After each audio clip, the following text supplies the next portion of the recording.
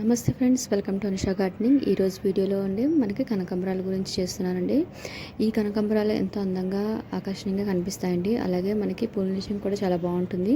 కనకాంబరాల్లో మనకి చాలా రకాలు ఉంటాయండి. పసుపు, అలాగే ఇప్పుడు తెలుపు కూడా కనిపిస్తున్నాయండి. అలాగే పింక్ రంగు, అలాగే ఆరెంజ్, నార్మల్ మనకి హైబ్రిడ్ కాకుండా సాదా కనకాంబరం కూడా ఉంటుందండి. హైబ్రిడ్ కనకాంబరం కూడా చాలా బాగుంటుంది. అవి కూడా మనకి ఈ కనకాంబరాలు మనం మాల కట్టుకుంటే మనకి ఎక్కువ సేపు కూడా ఉంటుందండి. చాలా లైట్ వెయిట్లో ఉంటుంది, ఎంతో అందంగా కనిపిస్తాయండి. అయితే ఈ కనకాంబరాలు మనం బాగా ప్రొపగేట్ చేసుకోవాలంటే చాలా ఈజీ అండి. దీనికి నుంచి విత్తనాలు వస్తాయి. ఈ పువ్వు అయిపోయిన తర్వాత ఆ కంతులు ఉంటాయి కదా, ఆ కంతుల్లోనే విత్తనాలు ఉంటాయండి. దానివల్ల మనకు విత్తనం రూపంలో ఉపయోగించుకోవచ్చు. మనము చిన్న చిన్న కుండీలో కూడా వీటిని పెంచుకోవచ్చండి. అయితే దీన్ని మనం ఏ రకంగా గ్రోత్ అన్నది ఇప్పుడు మీకు చూపిస్తాను. చాలా ఈజీగా గ్రోత్ చేసుకోవచ్చండి. అయితే మనకి వాటరింగ్ కూడా 2 పూట్ల పోసుకుంటే చాలా మంచిదండి ఈ వేసవికాలం. అలాగే దీన్ని మన కొమ్మలు కట్ చేస్తే పక్క నుంచి కూడా మనకి చిగుర్లు వస్తాయండి. అలా చేయడం వల్ల మనకి పువ్వులు ఎక్కువగా పూస్తాయి. అయితే దీనికి మనం ఫెర్టిలైజర్స్ వచ్చేసండి మనకి అన్ని రకాల ఫెర్టిలైజర్స్ కూడా ఇవ్వచ్చు.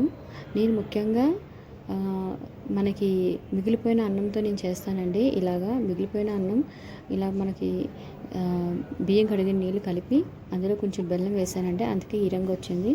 ఇలా మనం ఒక 2 to 3 days ఫెర్మెంటేషన్ చేసుకుంటే తర్వాత వడకట్టుకుని మొక్కలకి ఇచ్చినట్లయితే అండి చాలా బాగా గ్రోత్ వస్తుందండి.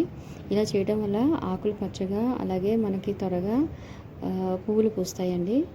ఇప్పుడు ఏ కాలమైనా సరే ఈ ఫ్లవరింగ్ ఉంటుందండి కనకాంబరాలు.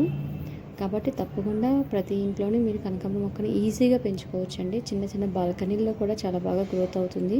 చిన్న కుండీల్లో కూడా ఫ్లవరింగ్ బాగా వస్తాయండి.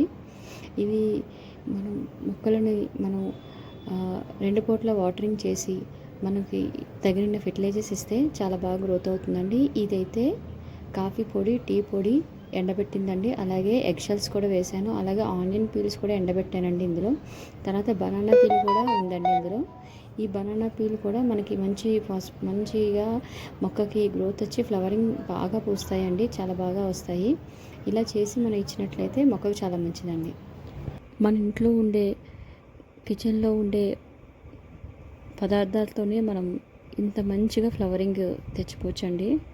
అయితే మొదటిసారి నా ఛానల్ చూసినది ప్లీజ్ సబ్స్క్రైబ్ చేసుకోండి.